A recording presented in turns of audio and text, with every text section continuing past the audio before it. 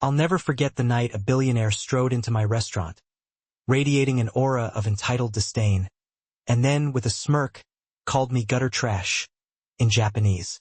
He believed his words were safe, cloaked in a language I couldn't possibly understand. He thought I was just another anonymous waitress, a disposable cog in the hospitality machine. But the profound ignorance he displayed that evening would ultimately cost him everything. Let me unravel the threads of that unforgettable night for you.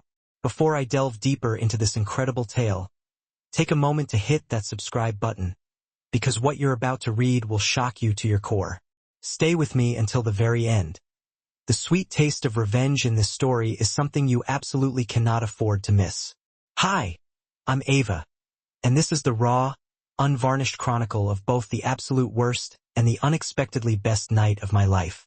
You know that breathtakingly beautiful restaurant downtown, the one nestled beneath a canopy of delicate cherry blossom trees, their petals sometimes dusting the pavement like pink snow?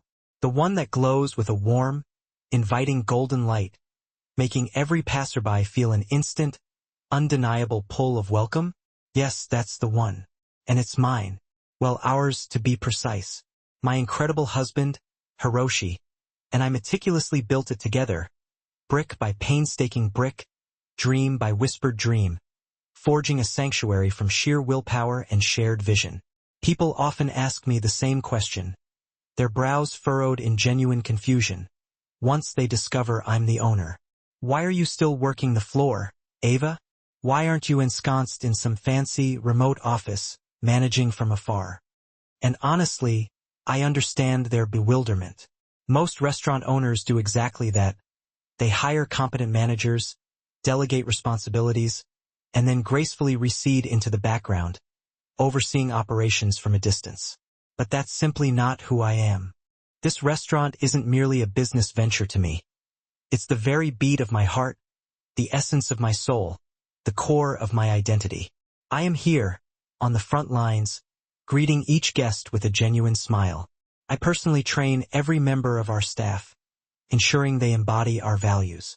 I serve the tables, my hands accustomed to the weight of wine bottles and the delicate balance of laden plates.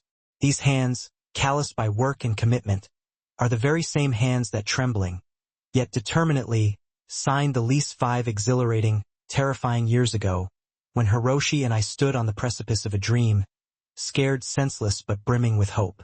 Let me tell you how our journey began, how we arrived at this moment. Hiroshi is Japanese, a brilliant, astute businessman who arrived in this country with nothing but an unyielding ambition and a single worn suitcase. Our paths crossed at a bustling coffee shop where I was working, juggling shifts to put myself through college. He was engrossed in his MBA studies, his mind alight with future plans, while I was a master of the multitask, navigating 3 part-time jobs just to keep up with tuition payments. We fell head over heels in love over shared dreams, late-night study sessions fueled by cheap instant ramen dinners, and an undeniable connection that transcended our disparate backgrounds. He would recount vivid tales of Tokyo, paint pictures of his family's small, beloved restaurant back home, and speak passionately about his yearning to build something truly meaningful, something enduring. And I, in turn, would share my deepest aspiration: to create a place where people didn't just eat, but felt like cherished family, where the alchemy of good food brought disparate souls together in warmth and camaraderie. 5 grueling years of meticulously saving every single penny. 5 years of countless cheap meals, of stretching every dollar, of living in a tiny, cramped apartment that barely contained our burgeoning dreams. 5 years of unwavering belief in something far grander than ourselves, a vision we clung to with an almost desperate tenacity. And then, against all odds, we did it. We opened our restaurant, pouring every ounce of our being into its creation. Hiroshi, with his sharp, strategic mind, expertly handles the business side of things. He is an incredibly successful man now, widely respected in the most elite corporate circles, effortlessly closing deals that, truthfully, I barely comprehend. But me, I wanted to be right here, immersed in the vibrant heart of it all, ensuring that every single guest felt uniquely special, that our shared dream remained vividly alive in every exquisite detail. And it worked. Against all expectations, within a mere 2 years, our reservation books were filled weeks, sometimes even months, in advance. Esteemed food critics raved about us, penning glowing reviews in 3 major publications. Our regular customers didn't just return. They became cherished friends, an extended family. We had built something truly beautiful, something deeply real and authentic. Our staff wasn't just a collection of employees. They were an integral part of our family, and I made sure every single person understood that working here meant more than just a paycheck. It meant dignity, unwavering respect, and fair, compassionate treatment. It was a bustling Saturday evening, the absolute busiest night of our week. The restaurant vibrated with life, every table alive with the delightful symphony of laughter and animated conversation. Hiroshi was in Tokyo, attending to an incredibly important business deal, a complex merger that demanded his personal, undivided attention. He had called me that morning, his voice laced with genuine regret, apologizing for missing our busiest night. But I had simply laughed it off, my heart swelling with pride. "I've got this, my love," I'd assured him. "You go make us even prouder." The kitchen was a well-oiled machine, humming with perfect synchronization. Our servers moved with practiced grace, a seamless ballet of efficiency. I was in my element, effortlessly floating between tables, checking on guests, ensuring that every minute detail was flawlessly executed. That's precisely when he walked in. I was at table 5, refilling water glasses and exchanging pleasantries with the delightful Martinez family, loyal patrons who graced us with their presence every Saturday, when I heard the front door swing open with a force that was utterly unnecessary, a jarring punctuation mark in the restaurant's ambient hum. Every head in the room swiveled. You know that unsettling feeling, that palpable shift in energy when someone enters a space and instantly, irrevocably alters its entire dynamic? That's precisely what happened. The man who entered wore his immense wealth like an impenetrable suit of armor.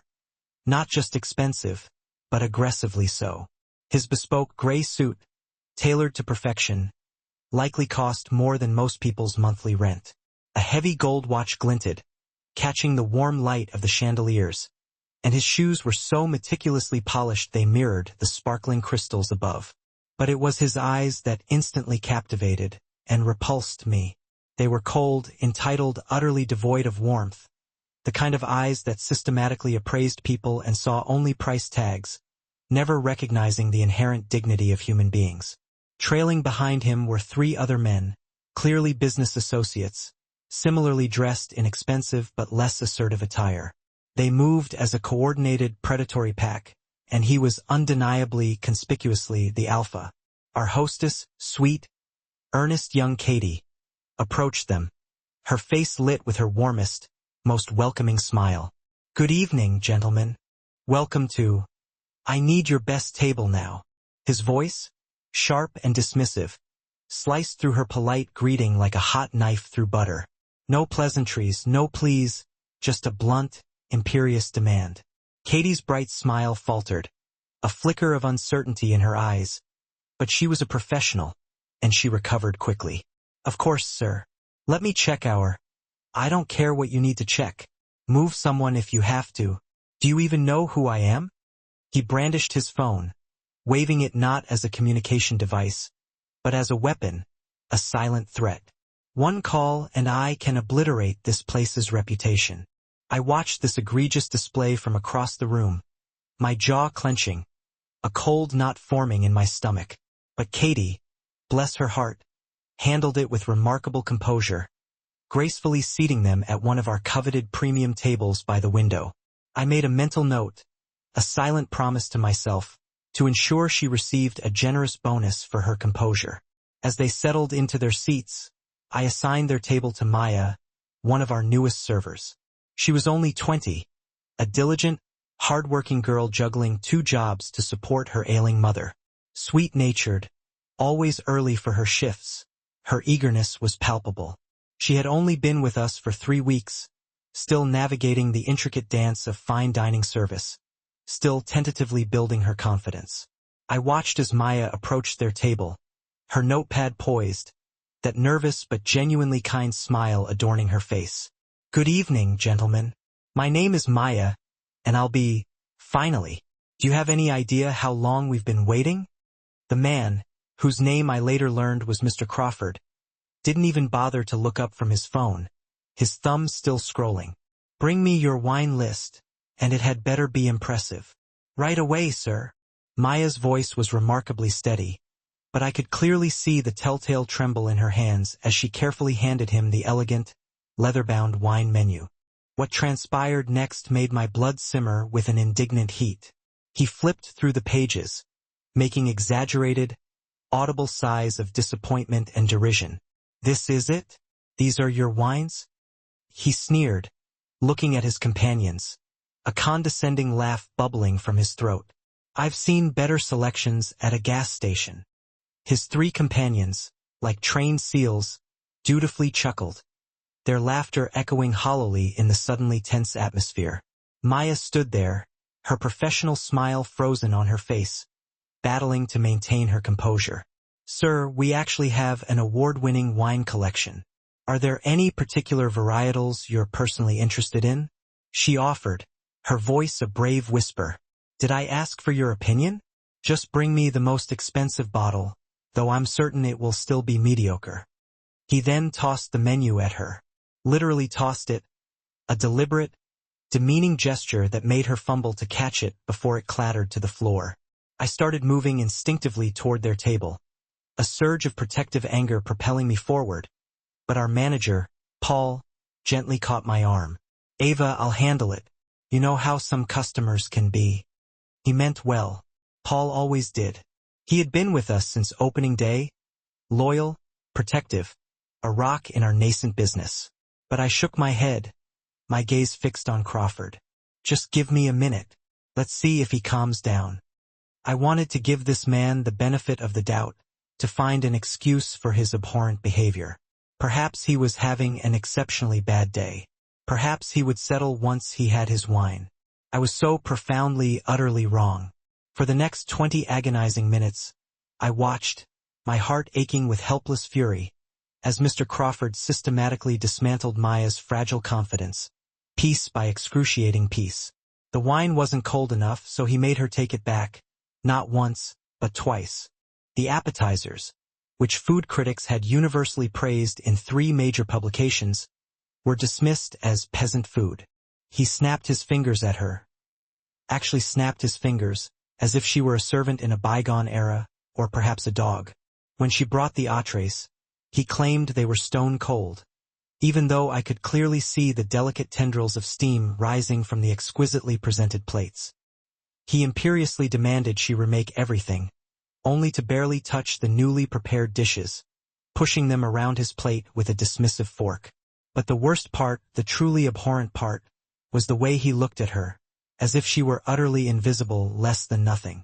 His friends, emboldened by his lead, joined in the cruel sport, making crude jokes at her expense, guffawing when she had to bend down to clean up the napkin he'd accidentally knocked to the floor.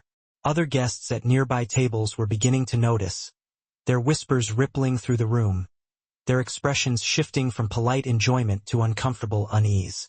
Then it happened. The incident that fundamentally changed everything. Maya was refilling his water glass for the 4th time, because he kept insisting it wasn't cold enough, even though ice clinked merrily within, when he suddenly shifted abruptly in his seat. His elbow struck his wine glass with a sickening thud, sending a cascade of rich red wine arcing gracefully across the pristine white tablecloth and, finally, staining his expensive suit pants.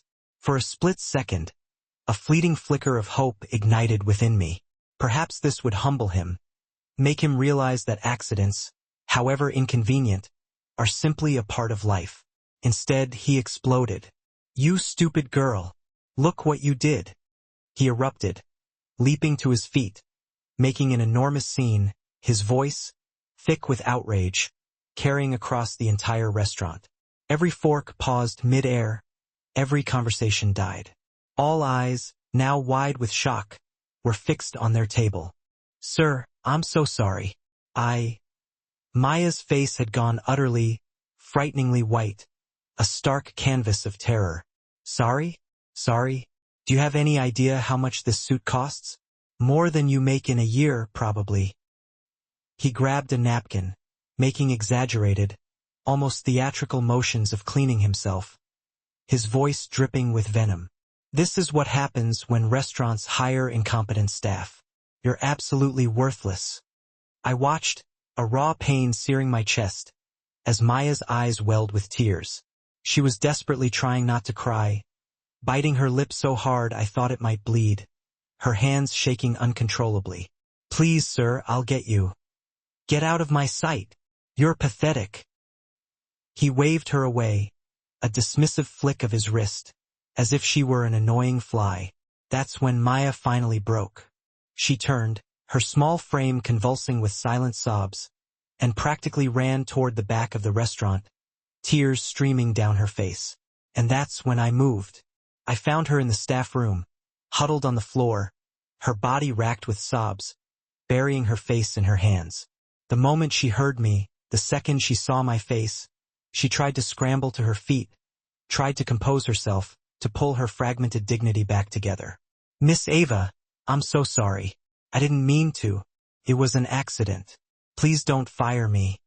I sat down beside her on the floor, right there in my work dress, its fabric pooling around me, and wrapped my arms securely around her trembling shoulders. Maya, sweetie, look at me. She slowly raised her tear-stained face, her eyes red and swollen. You did nothing wrong. Nothing. Do you hear me? But I spilled the wine, and he's so angry, and I need this job, Miss Ava. My mother's medical bills. Her voice cracked, dissolving into renewed sobs. Something inside me shifted. Actually, no, it didn't just shift. It crystallized, hardening into a pure, unyielding determination, sharp as a blade. Your job is safe. I promise you that. But that man out there? He doesn't get to treat my family like this. You stay here. Take all the time you need. I'm going to handle this. Paul was waiting anxiously outside the staff room, his face etched with worry. Ava, maybe we should just comp his meal. Offer him a gift certificate. Smooth things over quietly. No. My voice was calm, a quiet ripple of steel underlying each word. I didn't build this restaurant brick by painstaking brick to bow down to bullies, Paul. Nobody, and I mean nobody, treats my staff like garbage in my own house under my own roof. But Ava, he's connected. I heard him on the phone earlier. He knows people, powerful people. I don't care if he knows the president, I retorted, my resolve unwavering. What kind of owner would I be if I let someone systematically destroy one of my employees and did nothing? What message does that send to Maya, to our other staff? That money and power mean you can be cruel, that decency is negotiable? No, not here, not ever. I walked back into the dining room, and every eye in the house followed my progress. The restaurant was cloaked in that thick, uncomfortable silence, the kind that descends when everyone has collectively witnessed something deeply ugly and profoundly unsettling. Mr. Crawford was back in his seat, still loudly complaining to his friends, making sure his aggrieved voice carried across the room, detailing, for anyone who cared to listen, how utterly appalling the service had been. I approached his table, a polite, almost serene smile on my face, but a raging fire in my heart. Good evening, sir. I'm Ava, the owner of this restaurant. I understand there's been an issue.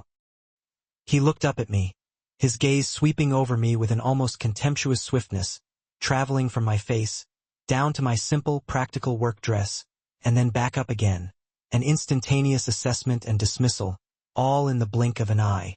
Then he laughed, actually laughed in my face, a harsh, grating sound. Owner? You're the owner? He looked at his friends, seeking their confirmation that this situation was as absurd as he found it. Let me guess, you married some rich guy and now you're playing restaurant owner. That's cute. I kept my smile in place, unwavering. I'd appreciate it if you'd treat my staff with respect, sir. Respect? That incompetent girl spilled wine all over me. This suit costs $15,000. He gestured dramatically at the barely visible stain, a faint blush of red on the dark fabric. Actually, sir, if you review the situation, your elbow knocked the glass when you moved suddenly. It was an accident. These things happen. His face turned an interesting, mottled shade of crimson. Are you calling me a liar? He blustered, his voice rising. I'm simply stating what happened. And regardless of how the wine spilled, there's no excuse for the abusive way you spoke to her. She's been trying her very best to serve you all evening, despite your challenging behavior. That's when everything changed. His expression shifted, transforming from angry bluster to something far more sinister. Something cold, calculated, and profoundly mean. He looked at his friends, uttered a few swift words in Japanese, and they all erupted in laughter, their eyes flicking toward me with unconcealed amusement. Here's what that man didn't know about me. My husband, Hiroshi, he's not just Japanese by birth. He's deeply, irrevocably connected to his culture, his language, his heritage. And from the very first day we started dating, he insisted I learn Japanese, not just a few polite phrases, but fluent, conversational, nuanced Japanese. 5 years of dedicated, daily lessons. 5 years of watching classic Japanese films together, their intricate plots slowly unraveling for me. 5 years of speaking it at home, sometimes clumsily, often with laughter. He said that if I was truly going to be a part of his life, a cherished member of his family, I needed to understand his language, his culture. It was profoundly important to him, and so, by extension, it became profoundly important to me. So, when Mr. Crawford deliberately switched to Japanese, assuming I was just another ignorant American who couldn't possibly comprehend his sophisticated insults, he made the biggest, most monumental mistake of his life. Look at this pathetic woman, he sneered in Japanese, his voice dripping with condescension, a thin, cruel smile playing on his lips, as if we were engaged in a perfectly pleasant conversation. Pretending to be someone important. She probably can't even count past 10. His friends snickered, glancing at me conspiratorially to see if I understood, to gauge my reaction. I didn't react, didn't flinch. I just maintained that polite, patient smile on my face, a mask of calm. He continued, growing bolder, emboldened by my apparent lack of comprehension. These poor people, they open a restaurant and think they're successful, but they're just servants in fancy clothes. Look at her. Probably got lucky with some rich foreigner. These women, they're all the same, using their looks to climb up from the gutter they belong in. Every single word was a precisely aimed knife, piercing the air. But I didn't flinch, didn't move, didn't allow a single muscle in my face to betray my true feelings. I just stood there, looking at him with that same calm, unreadable expression, because I had learned something invaluable from Hiroshi over the years. Patience is often the sharpest, most devastating weapon. Let your enemy completely unravel themselves. Let them reveal the full extent of their depravity before you strike. You know what the problem is with this country? Crawford continued in Japanese, now truly warming to his venomous subject, his voice swelling with self-importance. Too many poor people thinking they're equal to us. That girl who served us? Gutter trash. And this one? He gestured at me dismissively, as if I were a speck of dust. Probably the same. No education, no breeding, no real class. Just playing dress-up in a restaurant she probably doesn't even really own. He pointed directly at me then, his finger jabbing, making sure his friends witnessed his contempt. These people, they're like rats in a nice building. They might look clean on the outside, but inside, they're still vermin, still worthless. She's standing there smiling like she's somebody, but we both know the truth. She's nothing, probably can't even read properly. These poor people, they breed like animals and spread their poverty everywhere they go. The restaurant had gone completely, unnervingly quiet now. Every single guest was watching, a strange tableau of discomfort, as this man spoke in a foreign language to his friends, all while looking at me with such blatant, undisguised contempt. Some people were subtly filming on their phones, their movements furtive. An elderly couple at the next table looked absolutely horrified, their faces pale. Even though they couldn't understand his precise words, the sheer vitriol in his tone was more than enough to convey his malice. He kept going, emboldened by my silence. Look at her face. So calm, so peaceful. She has no idea I'm destroying her right now.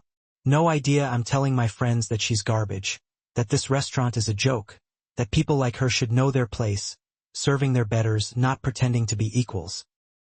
His friends were laughing harder now, one of them adding his own crude comment in Japanese. Maybe she should go back to the kitchen where she belongs. Crawford nodded enthusiastically, a smug grin spreading across his face. Exactly. These women, they should stick to what they're good for. Cleaning, serving, staying quiet, not trying to run businesses or act like they matter. She's probably someone's mail-order bride, and now she's playing entrepreneur. It's embarrassing to watch. I stood there through all of it. Every searing insult, every ugly slur, every degrading, dehumanizing word. My hands were shaking slightly, but not from fear or hurt. It was from a pure, concentrated rage, a volcanic fury that I was barely holding back, contained by sheer force of will. But I had learned from Hiroshi. I had learned that sometimes the most profoundly powerful thing you can do is to wait, to watch, to let them inexorably hang themselves with their own rope, their own hubris. Crawford took a slow, deliberate sip of water, looking immensely pleased with himself, his eyes glinting with cruel satisfaction. The worst part is she thinks she's being professional, standing here taking this. She thinks she's better than that crying girl, but she's exactly the same. Worthless, ignorant, beneath us. The only difference is she's delusional enough to think she owns something. He looked directly into my eyes then, his smile cruel and utterly confident, convinced of his victory. You know what you are? You're a servant pretending to be an owner. You're poverty in an expensive dress. You're nothing, and you'll always be nothing. And the saddest part? You don't even know I'm saying this to your face. That's when I smiled. A real smile. A slow, knowing, utterly professional smile. And I saw something flicker in his eyes. Confusion. Perhaps a tiny, almost imperceptible hint of concern. Sir, I said, my voice calm, professional, and in perfect, unaccented English. Is everything to your satisfaction with your meal? His confusion deepened, a wrinkle forming between his brows. I was still smiling, still utterly professional, even after he'd spent 5 minutes verbally destroying me in what he believed was a secret language. Yes, the food is adequate, he stammered in English, completely thrown off by my unwavering composure. Wonderful. I'm so glad to hear that. Please continue enjoying your evening. I gave a small, graceful bow, the traditional Japanese gesture of deep respect, and then I turned and walked away. Behind me, I heard him say to his friends in Japanese, his voice still brimming with arrogance. See? Completely clueless. These people are so simple. What Mr. Crawford didn't know, what he couldn't possibly have known, was that Paul, my brilliant, quick-thinking manager, had been recording everything. Not for any malicious reason initially.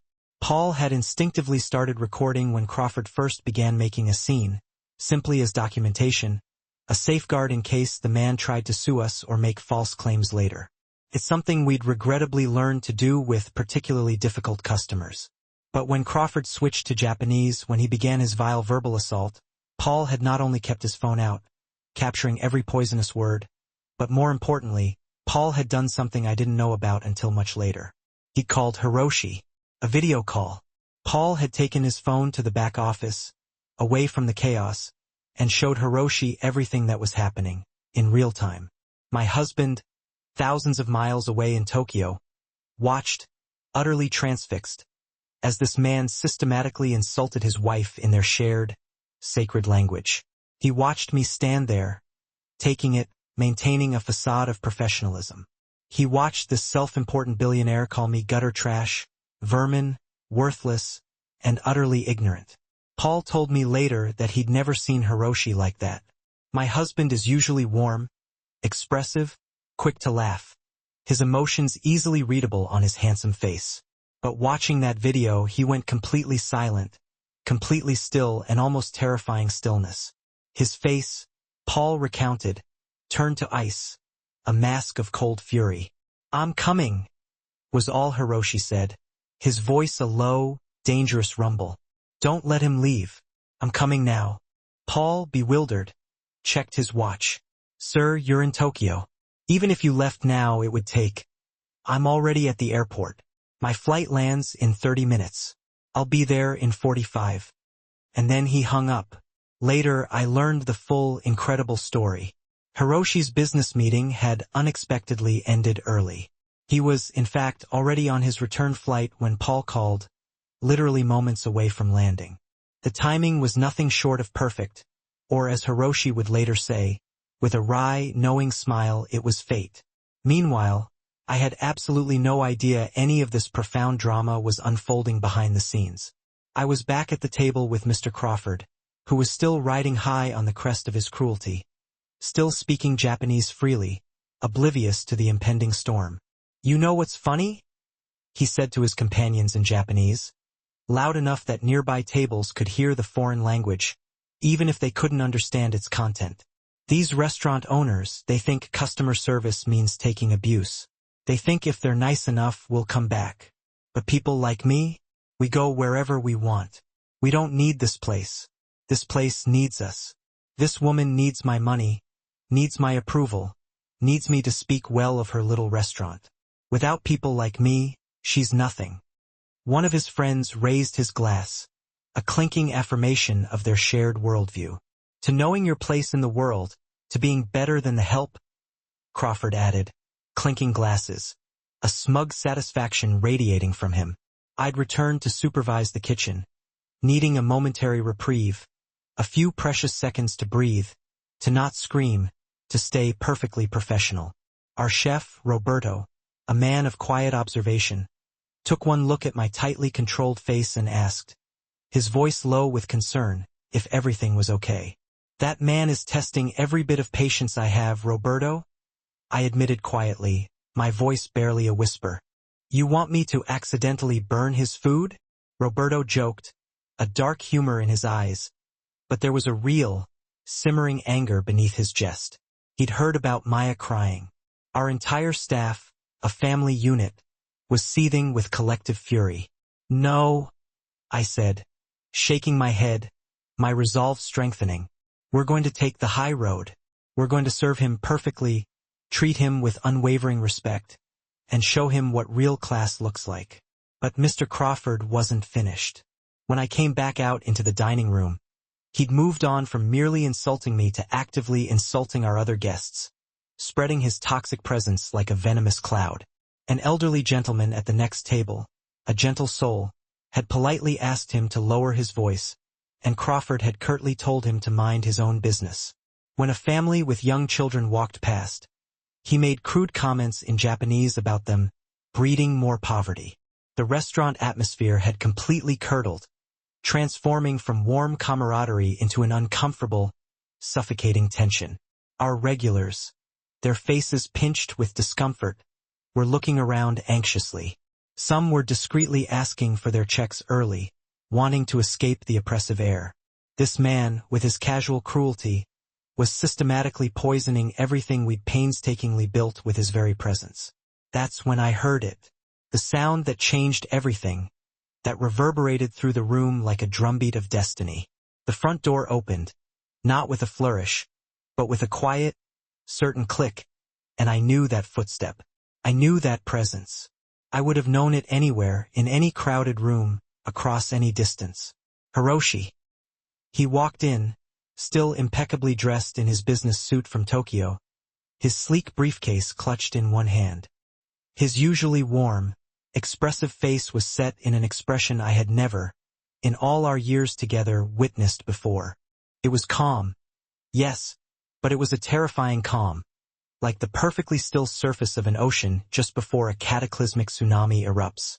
Everyone in the restaurant, drawn by an unspoken magnetism, turned to look at him. There was something in the way he moved, the quiet power with which he carried himself, that commanded instant, absolute attention. He wasn't rushing, wasn't dramatic, just walking with an absolute purpose, an unwavering certainty that vibrated through the air. Mr. Crawford, his back still to the door, hadn't noticed yet. He was still talking, still laughing, still happily, obliviously destroying people in Japanese, Hiroshi walked straight to their table, his footsteps silent on the plush carpet.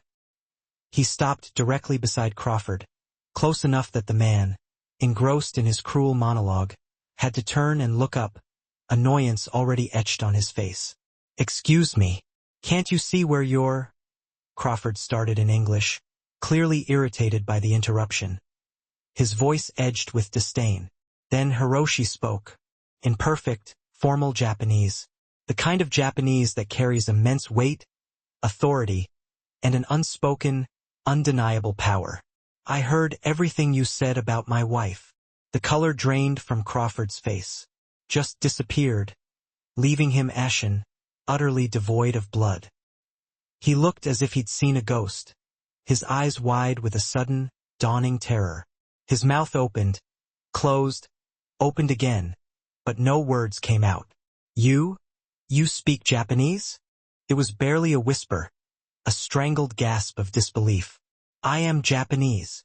Hiroshi's voice was quiet, a low, controlled rumble, but it carried across the entire, now silent, restaurant, each word landing with the weight of a hammer blow. "My name is Hiroshi Teisher. Perhaps you've heard of Teisher International." Oh, everyone had heard of Teisher International. It was one of the largest, most influential Japanese-owned corporations in the entire country. A colossal empire built on multi-billion-dollar contracts and international influence that stretched across continents. And Crawford had just spent the last hour insulting the CEO's wife, in the CEO's own native language, in the CEO's own restaurant. Crawford's friends had already started to push their chairs back, subtle movements, trying desperately to distance themselves from the rapidly unfolding catastrophe. But Hiroshi wasn't done. "You called my wife gutter trash," Hiroshi said, still in Japanese, his tone conversational, almost dangerously calm, yet utterly lethal. "You said she was worthless, that she couldn't read, that she was vermin in a nice building, that she was poverty in an expensive dress. I didn't know. I thought." Crawford was stammering, beads of sweat now visibly forming on his forehead. "You thought she couldn't understand. You thought you could abuse her in my language, in my culture's language, and there would be no consequences." Hiroshi smiled then, but it was a chilling, utterly humorless smile, devoid of any warmth. "Let me tell you about my wife, the woman you just called ignorant. She has a master's degree in business administration from Harvard. The woman you just dismissed as illiterate? She's fluent in 5 languages, navigating complex culinary discussions and international wine lists with effortless grace.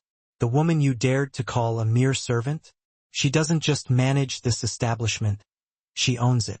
And let me be absolutely clear, she built this entire empire not on my coattails, but long before I ever found success, painstakingly crafting it with her own savings, her own formidable dedication, and an unshakable vision that most could only dream of." A collective gasp seemed to ripple through the room. Then an almost unnerving hush fell. You could have practically heard a feather drift to the floor. Hiroshi continued, his voice now a low, resonant rumble. And at that precise moment, he switched seamlessly from Japanese to English, ensuring every single person present, every curious diner and gaping staff member, understood the full weight of his impending words. "This restaurant you so casually disparaged as a joke?" he challenged, his gaze sweeping across the stunned Mr. Crawford. "It has been consistently ranked among the top 10 finest dining establishments in this very city for 3 consecutive years. Esteemed food critics, those whose opinions can launch or sink careers, regularly fly in from distant states just to experience what we offer. We are currently booked solid, 8 weeks in advance, Mr. Crawford. And that exceptional woman you treated with such utter contempt?" Hiroshi continued, his voice growing sharper, each word a precisely aimed dart. "She has, over the years, politely but firmly declined numerous lucrative investment opportunities. She's turned down prestigious franchising deals that would have made her unimaginably wealthy. Why?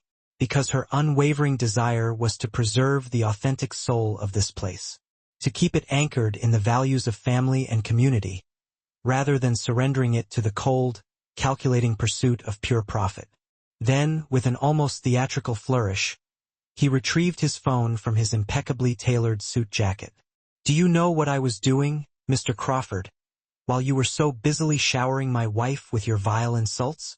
Hiroshi's eyes narrowed, a glint of steel within their depths. "I was watching. My manager had called me, of course, and I connected to our internal feed. I saw and heard everything. Every single condescending remark. Every snide insult. Every fleeting moment you believed you were getting away with your deplorable behavior." Crawford, his face now a sickly shade of white, attempted to push himself up from his chair, but his legs seemed to give way, trembling beneath him. He looked like a puppet whose strings had been cut. "Mr. T-shirt, please. I am so terribly sorry. I didn't mean." "You're not sorry you said it, Crawford. You're sorry you got caught." Hiroshi's words, devoid of any warmth, sliced through the air like a razor-sharp blade. "There's a profound difference, wouldn't you agree?" A hesitant ripple of applause began, scattered at first, like individual raindrops, then slowly, steadily, building into a unified crescendo. The distinguished elderly gentleman who had earlier tried to quiet Crawford now rose to his feet, clapping with robust enthusiasm. The family with young children, their faces a mixture of shock and dawning admiration, quickly joined in. Soon, the entire restaurant was a symphony of clapping hands, a collective affirmation of justice being served. But Hiroshi was far from finished. With unwavering resolve, he made another call, right there in the brightly lit dining room, in front of every single person. He spoke in rapid, hushed Japanese, a language Crawford had likely ignored for most of his life. Yet, this time, Crawford understood every single devastating word, for it was all about him. Hiroshi was not merely conversing. He was delivering a meticulously executed blow to Crawford's very foundation. He was calling Mr. Kenji Yamamoto, Crawford's most significant business partner, a man who also happened to be Hiroshi's trusted friend and esteemed colleague of 2 decades. The conversation was incredibly brief, meticulously professional, and utterly annihilating. By the time Hiroshi calmly ended the call, Crawford's already pale face had drained further, acquiring a faint, ghastly greenish tinge. He looked as though he might be physically ill. "That was Kenji Yamamoto," Hiroshi stated, his voice still unnervingly calm, a stark contrast to the hurricane brewing in Crawford's gut. "He and I have been close friends, true confidants, for over 20 years. That highly anticipated merger you've been meticulously working on with his company, the one valued at a staggering $50 million? He's pulling out, Mr. Crawford. Effective immediately." "No, please, you can't." Crawford was practically whimpering now, his carefully constructed facade crumbling into dust. "And," Hiroshi added, leaning in slightly, his voice dropping to a near whisper that still carried to the terrified man, "I also took the liberty of sending the video recording of your deplorable behavior this evening to several key figures within our highly interconnected business community. By tomorrow morning, every major Japanese company in this country, and indeed many beyond, will be intimately familiar with precisely what you said, how you behaved, and the true, ugly character of the man you really are." Hiroshi's voice remained steady, factual, merely stating simple, undeniable truths. "In Japan, we have a very old and very apt saying, 'The nail that sticks out gets hammered down.' You, Mr. Crawford, stuck out tonight. You brazenly showed everyone exactly who you are, beneath the veneer of your supposed success. Now, you get to face the comprehensive and unavoidable consequences of that revelation." Crawford's erstwhile friends had already vanished, slipping out of the restaurant with an almost shameful quietness while everyone else's attention was fixed on the unfolding drama. Even they understood the timeless wisdom of abandoning a rapidly sinking ship. "Please, Mr. T-shirt. I have a family. I have businesses. I simply can't afford this," Crawford wailed, a desperate, pathetic plea. "You should have given thought to your family and your businesses," Hiroshi retorted, his voice chillingly devoid of sympathy, "before you had the audacity to call another man's wife vermin. You should have considered the ripple effect of your actions before you made a young girl cry, before you spent an entire hour arrogantly demonstrating to every person in this restaurant that money, no matter how vast, cannot purchase class, character, or even the most basic human decency. Hiroshi then turned, his gaze softening slightly as he addressed Paul, one of our most trusted long-term employees. Paul, please escort Mr. Crawford out. He is no longer welcome here. Security, as if conjured by magic, a discreet but imposing security guard, a regular presence on our busier nights, materialized from the shadows near the entrance.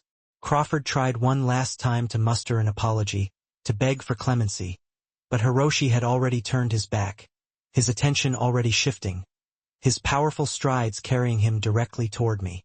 The instant our eyes met, his entire demeanor transformed. The icy, formidable resolve that had commanded the room melted away, replaced by the familiar, loving face of my husband, worried, fiercely protective, and overflowing with an unspoken tenderness. He came straight to me, pulling me into a fierce, comforting hug right there in the center of the applauding restaurant. "Are you okay?" he whispered, his lips brushing my hair. I nodded against the soft fabric of his suit jacket, and only then did the residual adrenaline drain from my body, leaving me with a profound, almost dizzying tremor.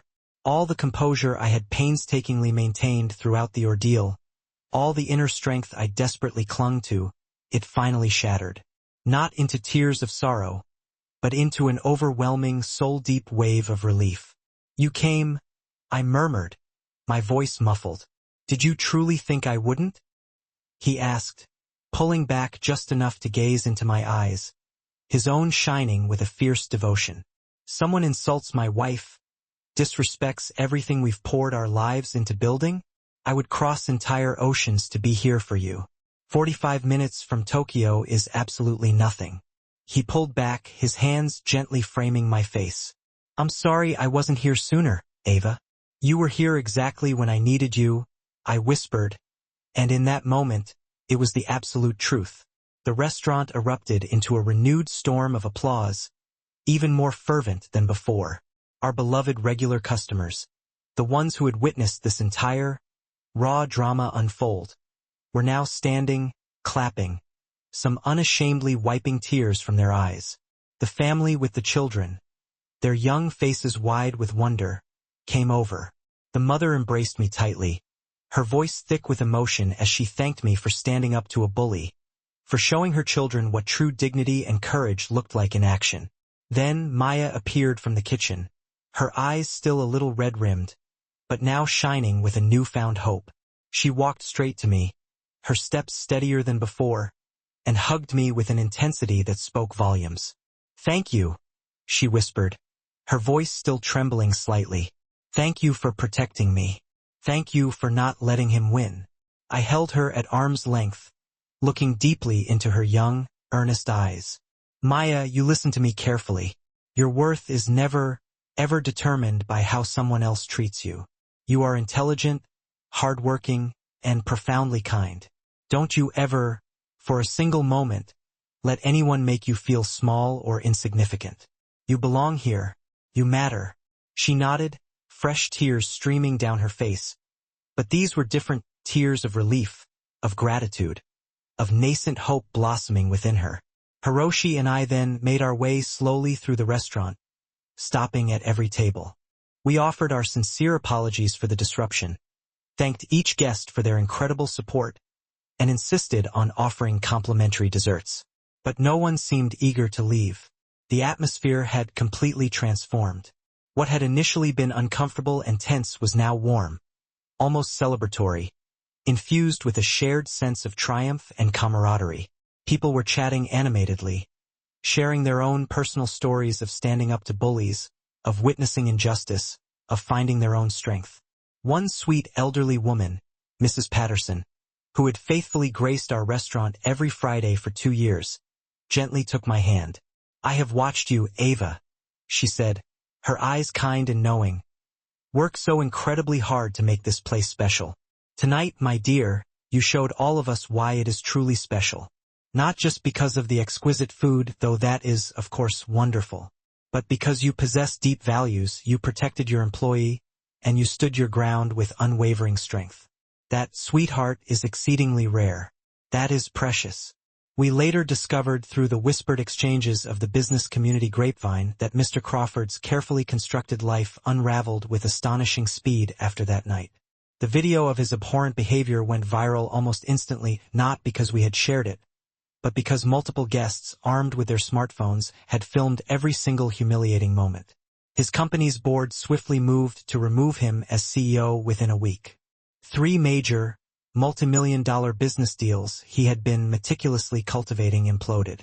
His reputation within the cutthroat business world was not merely damaged. It was utterly obliterated.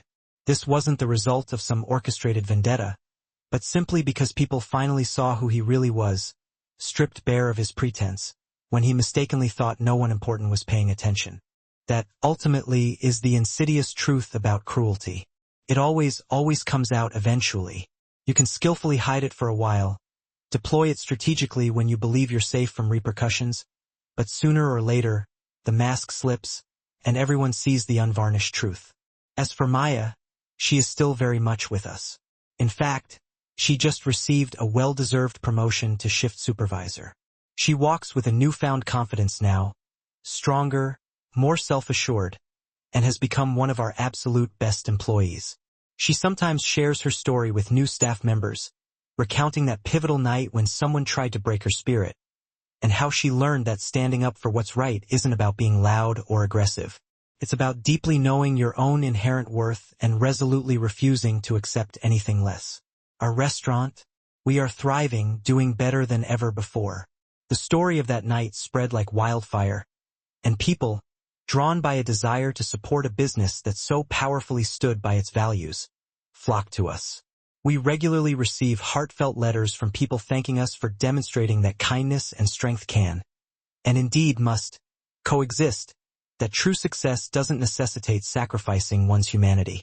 So, what profound lessons did I truly learn that transformative night?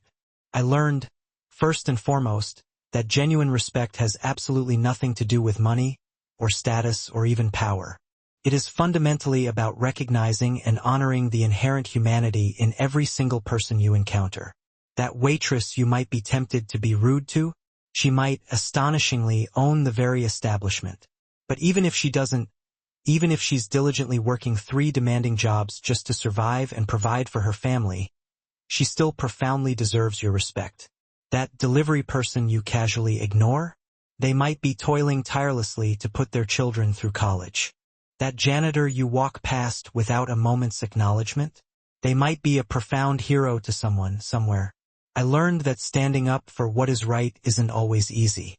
Sometimes, it demands immense courage to stand there, absorb cutting insults, and maintain an outward facade of professionalism when every fiber of your being screams to retaliate. But that quiet strength, that unwavering dignity, is immeasurably worth it. Because at the end of the day, you must live with yourself. You have to look at your own reflection in the mirror and feel a profound sense of pride in the person you see gazing back. And finally, I learned that true partnership, the kind that Hiroshi and I are blessed to share, means unequivocally showing up for each other. He dropped everything, metaphorically crossed an ocean, not because he believed I couldn't handle the situation, but because he knew, deep in his heart, that I shouldn't have to handle it alone. If you are someone currently facing this kind of cruel treatment, from a rude customer, an overbearing boss, or even a complete stranger, hear me clearly. Your worth is never defined by how someone else chooses to treat you. Their cruelty speaks volumes about them and precisely nothing about you. Stand tall, remain strong, keep your dignity fiercely intact, and know with absolute certainty that eventually, always, the truth will emerge. Bullies, in one way or another, invariably fall. If the story resonated with your heart, please hit that like button and consider subscribing to hear more real-life narratives like this one. Share your thoughts below. Have you ever stood up to a bully? What would you have done if you were in my shoes? Have you ever witnessed someone being treated unfairly and felt compelled to act? Please, share this video with anyone who needs to hear this vital message today. Someone who needs a powerful reminder that respect costs nothing but means absolutely everything. That kindness truly matters. That standing up for what's right is always worth it, even when it feels incredibly hard. Remember, every person you encounter is fighting battles you know absolutely nothing about.